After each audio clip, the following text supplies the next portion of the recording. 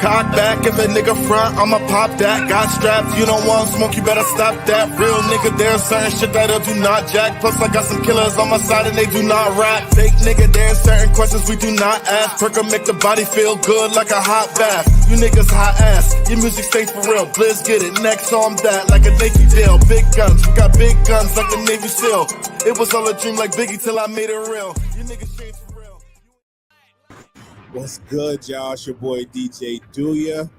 Shout out to Blizz Get It, Biz. They not here today, but I'm doing this show by myself. We're gonna get into it. So first off, I had to show love to the Kingston basketball varsity boys basketball team that made it all the way to the States, to the Final Four to play Green Tech. Unfortunately, we weren't able to move on to the finals. Kingston ended up losing 52-45 to Green Tech, who went on to beat Bayshore in the championship. I don't have the final score off the top of my head, pause.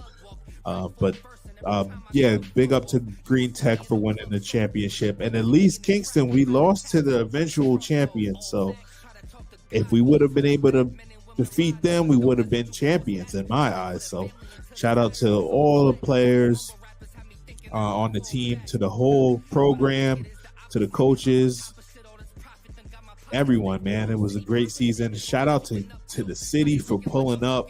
Oh, man, the game versus Mount Vernon, probably one of the most turned up games I've ever been to in high school.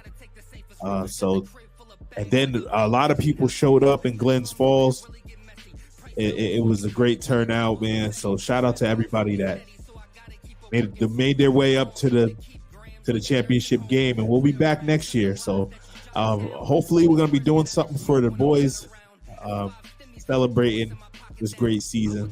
But I did want to get into our first topic of the day, which is Caleb Williams, man. So the Bears ended up trading one of their top quarterback, which was Justin Fields, for the last couple years. They ended up sending him to Pittsburgh for a 6th-round pick, which could be turned into a 4th-round pick depending on how much playing time that Justin Fields gets. So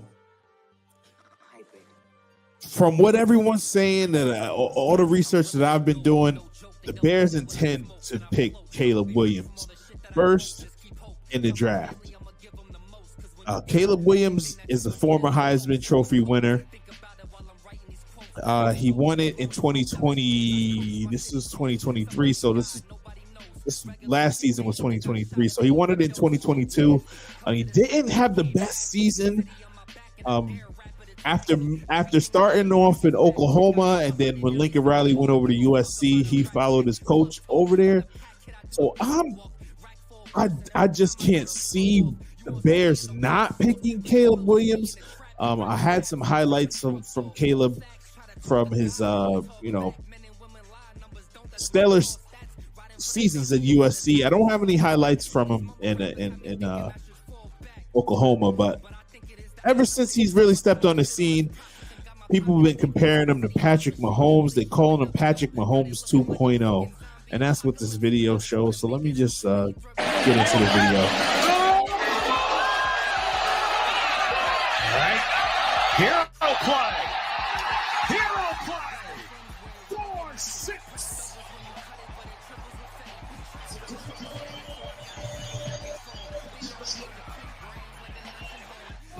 To sheer joy. Jimmy. Austin As you see right here, here goes Caleb Williams. the kid has an arm. Touchdown, Wyndham Rice. Jimmy. I think he measured out Paul's at about 6'1" at the combine. Williams running for his life. Fires to the end zone. Dead ball. Touchdown, Rice. Open that time. Unorthodox, but deadly. Play was blown up because of Thule. 4th and 1. 3rd down and 10 with USC trailing 14-0. Williams, deep shot. Receiving. So you guys can see that he has deadly accuracy.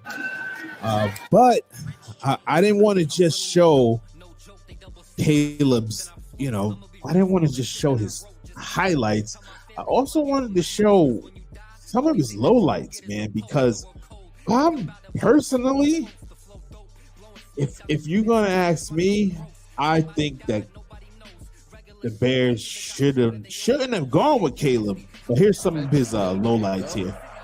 Trying to start a little better this week as it is intercepted right down the middle of the defense. It's Watts, Xavier Watts with the pick, and he is still on his feet now as he takes this football down inside the 50. Trojan team just to relax and execute ball plays. Williams, pressure, and he'll lose that, and then Picks. throws it I intercepted. think he threw 5 picks in this game, or 4 picks, something like that. A lot of this season was really, you will see, was 6-0, started off 6-0, and I think this was the first game that they lost. Not much defense from the Trojans this year also. Benjamin Morrison who rises and picks it off right there in the sky. If Williams wants a shot toward the end zone. Williams, his dead ball comes out. Lost the football. And I mean, this is just one game. This is one game where you're seeing these low lights. But I wanted to show that, he's considered a generational pick. The last generational pick that they've said was Trevor Lawrence. Trevor Lawrence from the Jacksonville Jaguars. And as of right now, Trevor Lawrence is not really panned out the way that they thought.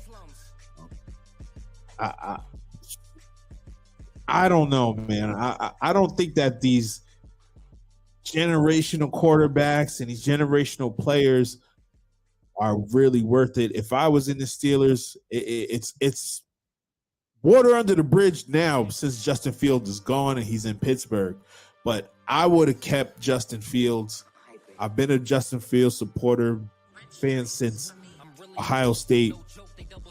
I think that if they put the right tools and the right players around him, that he would be an adequate enough quarterback. Now, the Bears do have the 9th overall pick also, so they could draft Williams, and then I think they should draft an offensive lineman to protect him. They picked up some good players, picked up some wide receivers in the free agency, but there's never been a good quarterback at the Bears, man. I mean, they haven't had a quarterback since Sid Luckman, and nobody's grandfather was even alive back then for this stuff. So I don't know, man. I mean, looking into it, I don't think that Caleb Williams is going to be what they're saying that he's going to be.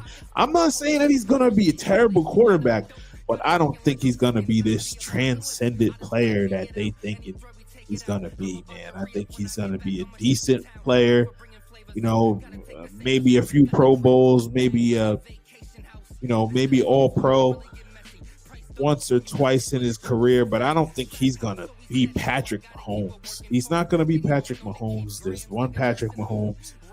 That type of player comes around once a generation. Patrick Mahomes is still playing. So, I mean, I don't even think that Caleb Williams is going to be Joe Burrow. And I was hating on Joe Burrow. I thought that he was going to be overrated. So I've been wrong before, y'all. Don't. I'm not Mel Kiper out here or none of that type of stuff. I'm just going by what I've been watching them play for the last 3 years. So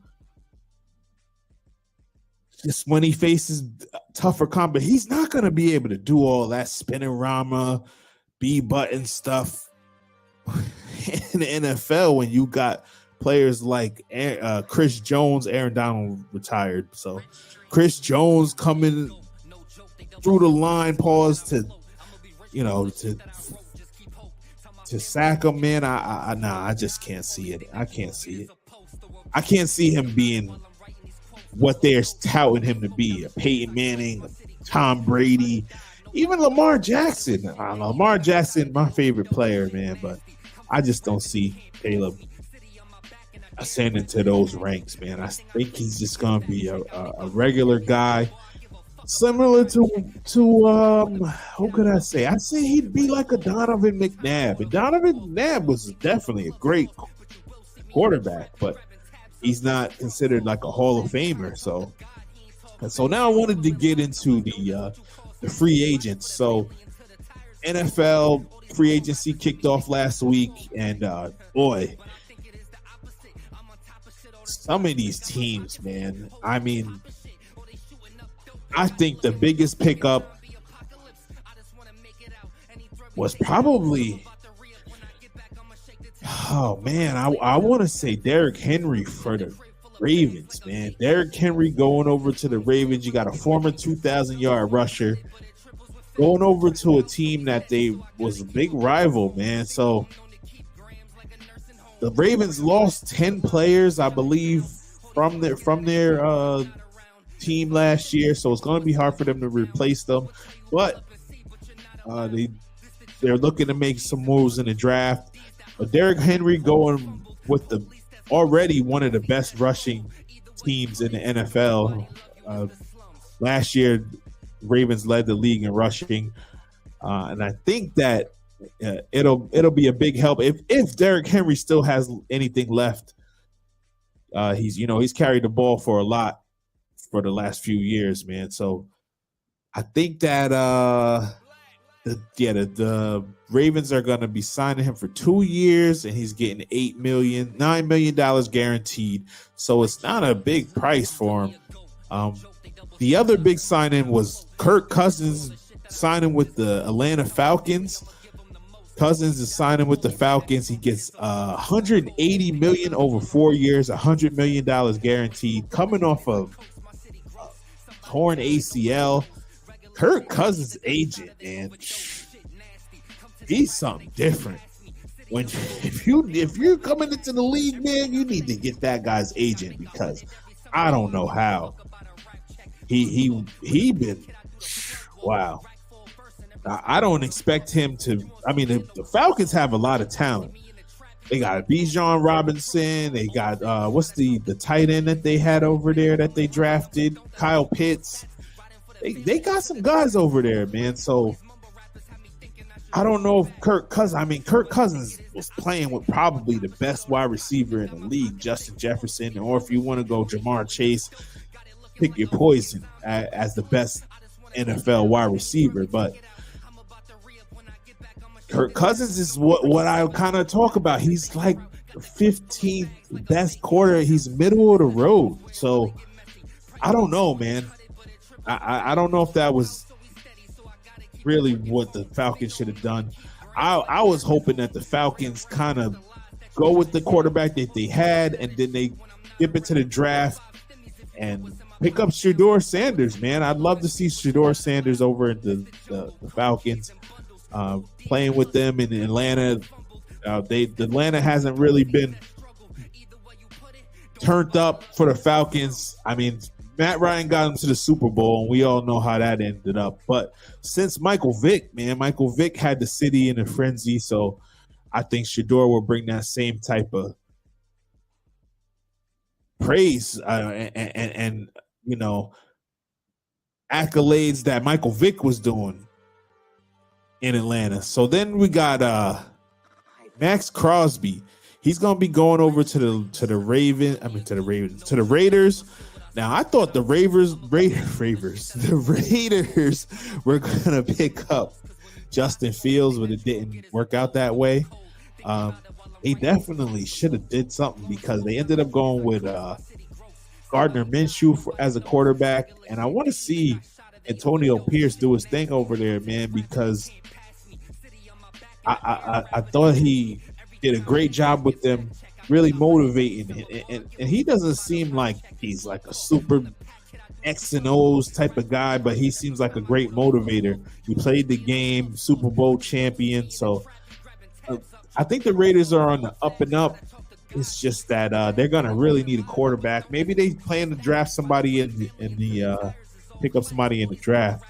One of the sleeper picks would be Hollywood Brown, former Baltimore Raven, signing with the Kansas City Chiefs.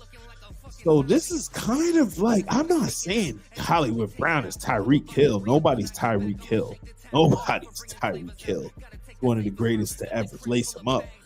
But in that offense with Patrick Mahomes, Hollywood Brown could be something over there, man. They get him on a 1-year deal, $7 million guaranteed. Get up to $11 million, I think, with the incentives. So, I mean, those are the picks that I had, and I'm trying to think of anybody else that really stood out in the free agent tip. Of course, my New York Jets. They picked up 2 linemen. They picked up 3 linemen. I know they picked up one of the linemen from the Cowboys, and then they just picked up Mike Williams from Chargers. I think for $15 million. So the Jets are definitely making some moves. Also, and free agency and lining up for the draft. It's the last shot right here. This is Robert Saleh's on the hot seat. Aaron Rodgers is coming off the Achilles tear, and he's the last hope for the franchise. So if Aaron Rodgers isn't able to really make it through the season, they did pick up Tyrod Taylor as a backup, so they won't be putting the whole season on Zach Wilson's shoulders. So that's a good sign. But I mean, as a Jets fan, it's not too many bright days, man. You already know that, Jets fans. Just a 9-8 season is good for us. Making the playoffs, I'm still talking about Rex Ryan when they made 2 straight AFC championships. AFC championship is good enough for us. So we'll see what the Jets are able to do. I know. I don't even know why I'm still a Jets fan. I had to be a Ravens fan last year because they were so disappointing. So it's that time, though, y'all. March Madness is upon us, man. The NCAA tournament is finally here. This is one of the few years, like more so, man. I'm more of an NBA guy. Men's college basketball hasn't really been the same in the last few years. You had some of the legendary coaches retire. So Coach K is retired. Roy Williams is retired. Jim Boeheim is Jim Boeheim still there? I'm not even sure. But I know, like, most, like I said, the two of the greatest have retired. So with the one and done, a lot of players are opting to go to NBA. NBA, overtime elite, and so G League route. I forgot this overtime elite, and then it's the other one. So players have opted to do that because, I mean, even with the NIL deals, becoming an NBA first round pick is way more lucrative than most of these NIL deals. For the women's game, it's probably more lucrative for them to stay in college because WNBA doesn't make as much money as the NBA, as an NBA lottery pick would make. So this is the first year since, and I'm attributed to FanDuel and stuff, trying to win this money. I've been following a few of these teams, so let me bring up the slide here. NCAA tournament. Here is the bracketology in the building. So if we were taking a look at the brackets, and tomorrow night we're going to be placing our bets. Look out for our FanDuel picks for tonight, but it's coming up soon. But here we got, if I had to pick a Final Four, just looking at the bracket, right? We're not we'll probably do more of a breakdown of the bracket for tomorrow night's show or tomorrow's show. But I would definitely fear Connecticut, the defending champions. And if I had to pick a team to come out of the West region, I like North Carolina. I know we don't see too many 1 seeds make it all the way to the Final Four. If I had to pick one, I would pick North Carolina. Did lose in the ACC championship, so I'm definitely going to go Connecticut. And I'm going to go with, let me come back to the West. In the South region, man, South, I would go with Marquette. I like Marquette out of the South. In the Midwest region, Purdue's the number 1 seed. Number 2 is Tennessee. I like Creighton. I can't even lie, man. Creighton's been balling all year. They really have been balling all year. The big upset I like, I guess I should give you some upsets. I like McNeese State to take out Gonzaga. Watch out for McNeese, man. Watch out for McNeese State. I like them to take out Gonzaga in that Midwest bracket. Now, going back to the West, if we had to pick, let's pick an upset in the West.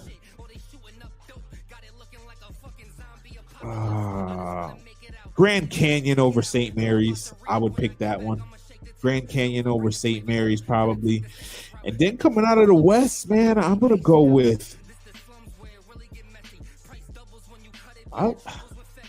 it's a long shot, but I like Dayton, man. I like Dayton, Ohio. I like Dayton. Probably Dayton to face North Carolina in the semis. Yeah, I'm gonna go with Dayton. So Connecticut, Dayton, and over here in the South, we went with Marquette, and then Creighton. So we got Connecticut, Creighton, Marquette, and Dayton, man. Yeah, that's what I'm going with for my picks for the Final Four. Definitely, I know I'm going out on a limb, and then my upset pick in the East. I didn't give you a upset pick in the East. I'm trying to think, man. That's not really a big upset. I'm gonna go Duquesne over BYU. Duquesne, they've been balling this year too. Definitely been stepping it up. So I would go with those picks. So we'll see what happens, man. We'll talk about it more tomorrow. We'll talk about it more tomorrow, and I'll have some FanDuel picks for the NCAA tournament. So now I wanted to get into what I call the NBA hierarchy, man. So I feel like there's levels to this, right? Like Meek Mill said, it's levels to this. So here we go, man. Now, I know people are going to disagree with this. So I'm going to start off from who I consider the NBA all NBA players. Let me get that out of there. So here's who I consider in the NBA hierarchy all NBA. So you got Luka Doncic, Jason Tatum, Anthony Davis, Shea Alexander, Jimmy Butler, Devin Booker, Paul George, Jalen Brunson, Jamal Murray, and this is probably a stretch. I probably shouldn't have had him in there this year, but Ja Morant, he's definitely belongs in the All-NBA rankings. Kyrie Irving, we saw what he did the other day with the lefties floater over the reigning Finals MVP Jokic. Paul George, and then, oh goodness, and Anthony Edwards, possibly be the next face of the NBA, and then James Harden. James Harden's not necessarily the same player he's been the last 4 years, but I still think that James Harden is still playing at an all NBA level. There's some players that I wanted to put up there. My favorite player, or one of my favorite players, Bam Adebayo. I didn't put him up there. I probably should have put him up there over Ja Morant. But looking at this, I don't have too many big centers up there. But so let's move on to what I call the NBA's superstars. Here's the superstars of the league: Giannis Antetokounmpo, Nikola Jokic, Kevin Durant, Joel Embiid, and Kawhi Leonard. And I know I'm just going back to this. I made a mistake, y'all. Let's take Ja Morant out of there and let's substitute him for Damian Lillard. Damian Lillard should be exactly where Ja Morant is. I'm sorry, I made that mistake.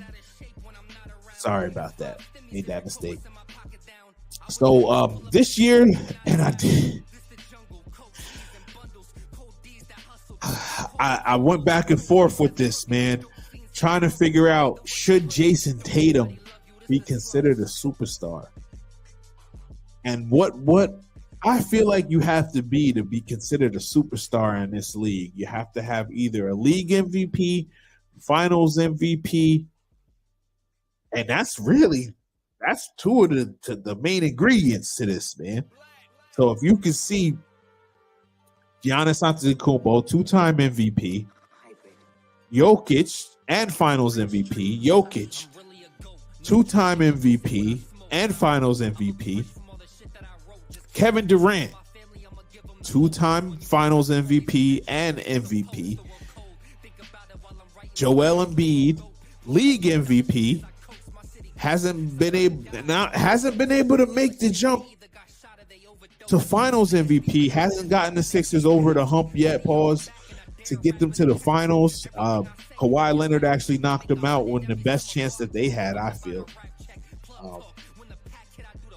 And Kawhi Leonard, over his tenure with the Clippers, hasn't been what everything that it was cracked up to be when he first signed there, saying that he was taking over LA and everything. But this is their best season so far. I would say that this is the Clippers' best season. Kawhi has been dealing with some ailments lately, and the Clippers have been having some, problems since Russell Westbrook went out of the lineup.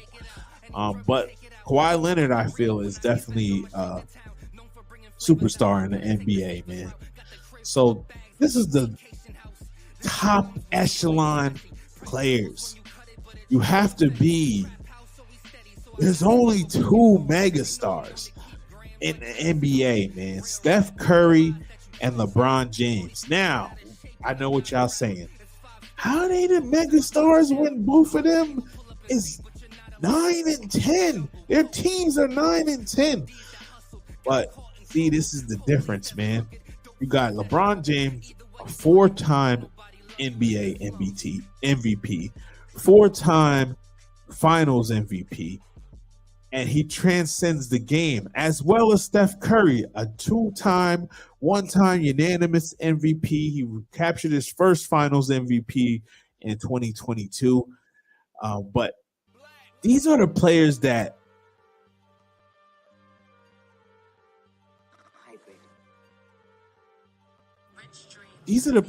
your grandma's gonna know. These are the players that people that don't necessarily follow the game are gonna know. Oh, I like Steph Curry.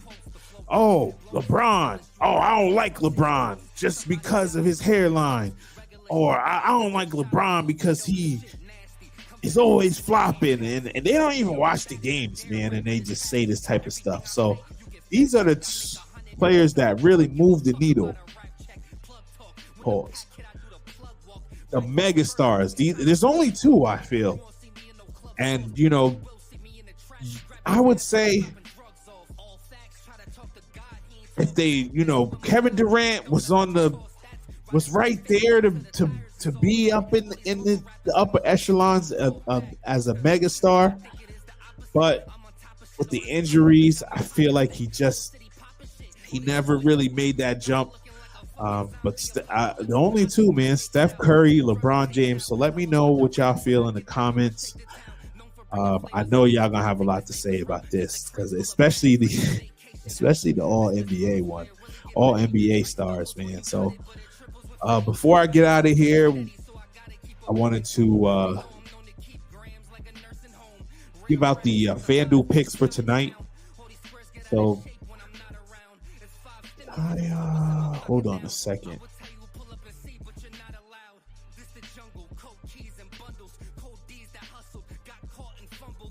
Just give me a second. This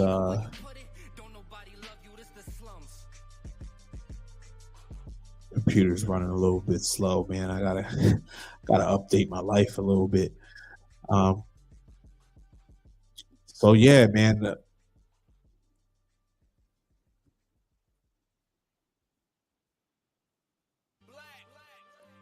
Yeah, sorry about this. The computer's running slow, man. I think because it's got all these damn windows open. Oh, man. So we got the FanDuel picks of the day. Now, I didn't want to I kind of did it with, like, oh, there they go, man. I'm sorry, y'all. I'm bugging out. I didn't have it lined up the way it was supposed to. I was supposed to have them already lined up to show them on the screen, and I didn't have it there. But shout out to FanDuel. It's definitely making NBA and NFL very interesting. You know what I mean? So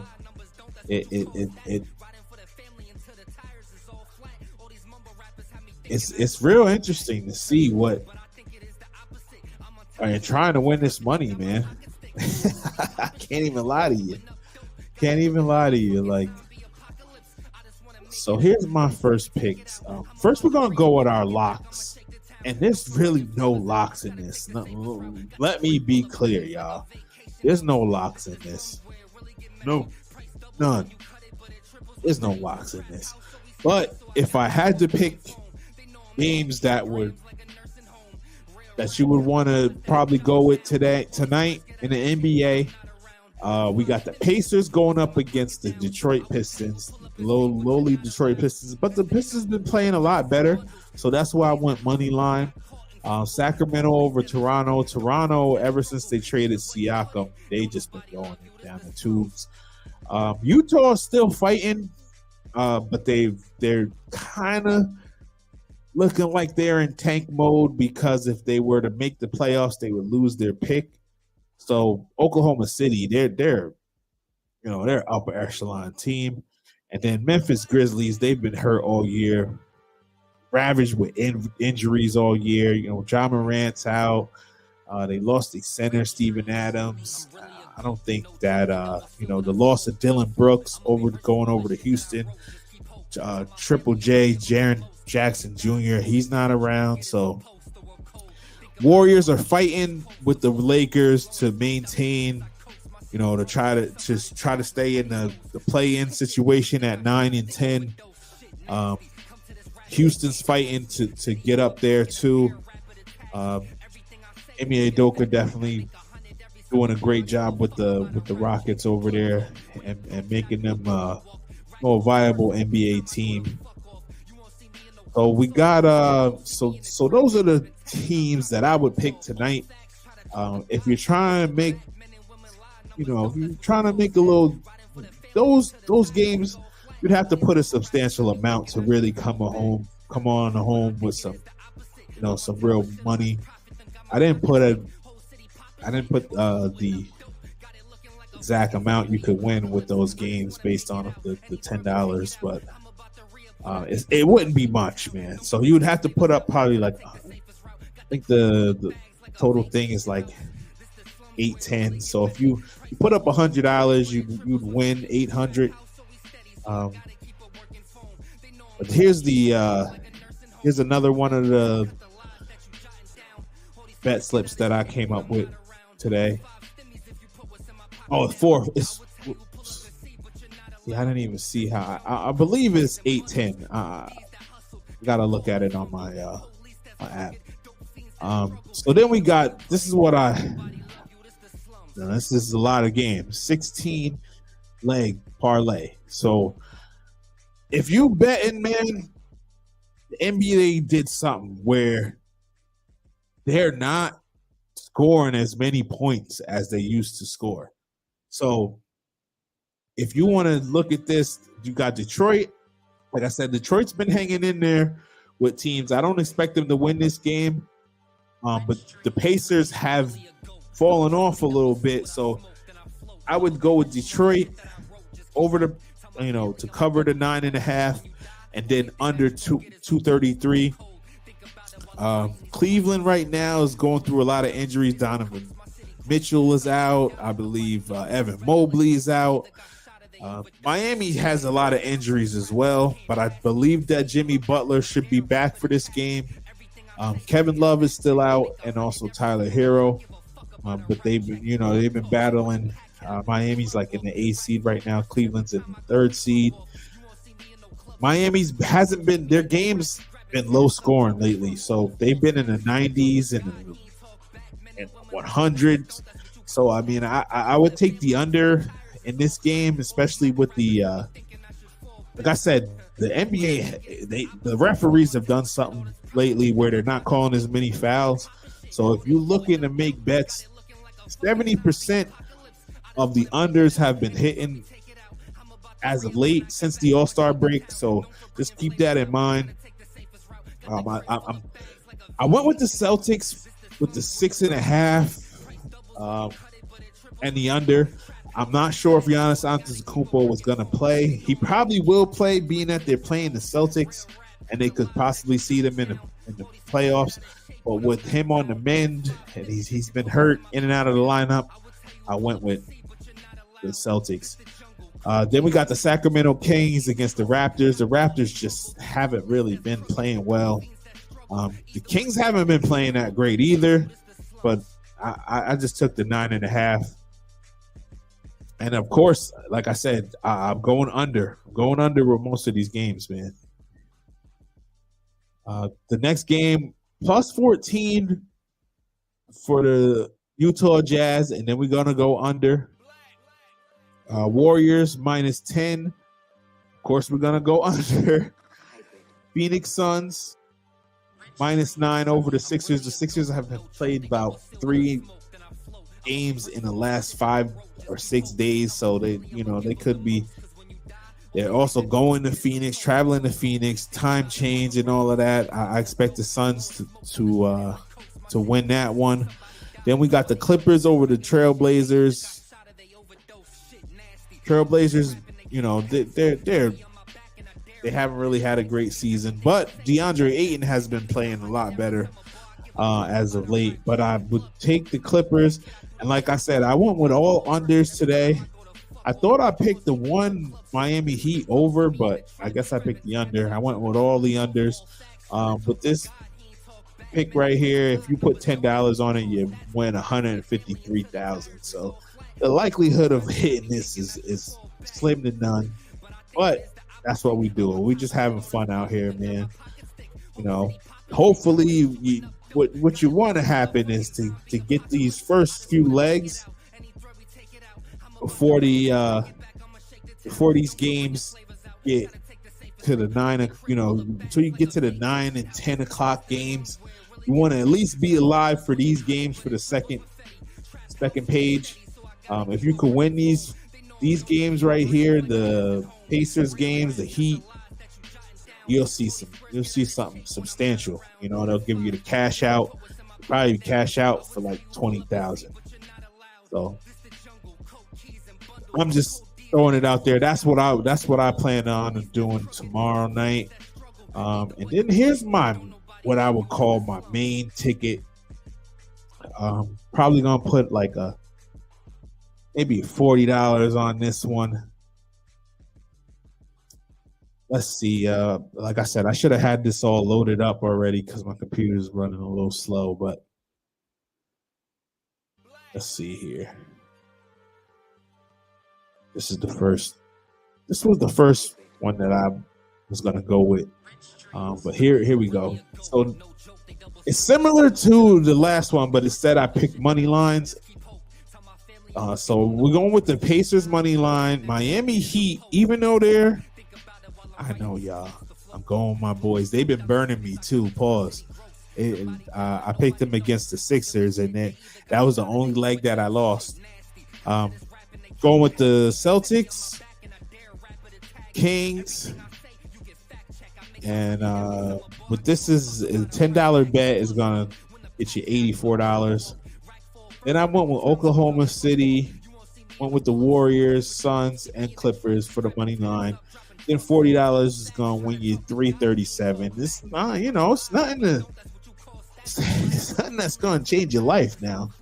It's just a little pocket money, to say that you won. So that's what I got for the FanDuel picks. Don't listen, man. I'm not saying I'm no type of betting guru, man. I'm just going by because I watch a lot of these games. We're gonna be doing one tomorrow night for the NCAA tournament.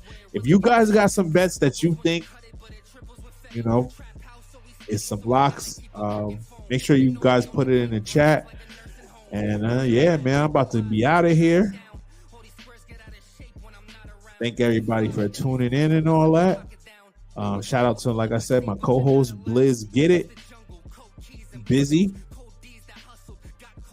and it's your boy Do Ya, man. I'm out of here, y'all.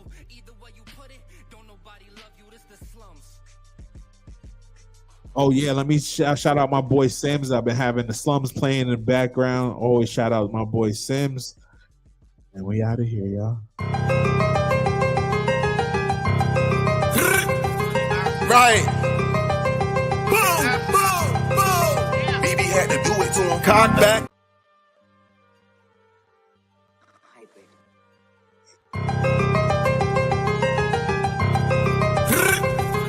Right.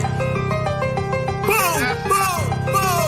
BB had to do it to him. Cock back, if a nigga front, I'ma pop that. Got straps, you don't want smoke, you better stop that. Real nigga, there's certain shit that I do not jack. Plus I got some killers on my side and they do not rap. Fake nigga, there's certain questions we do not ask. Perk make the body feel good like a hot bath. You niggas hot ass, your music stay for real. Blizz Get It, next on that like a Nike deal. Big guns, we got big guns like the Navy SEAL. It was all a dream like Biggie till I made it real. You niggas changed for real. You ain't official, homie. See me in public with a smile and a pistol on me. Sleep with it next to me just cause I be getting lonely. R.I.P. that guy's damn, I swear I really miss the homies. Niggas speaking on my name as if them niggas know me. Shot 24 at 8 niggas. R.I.P. to Kobe. Keep shooting till you hit, that's what the nigga told me. And never let a nigga slide. If a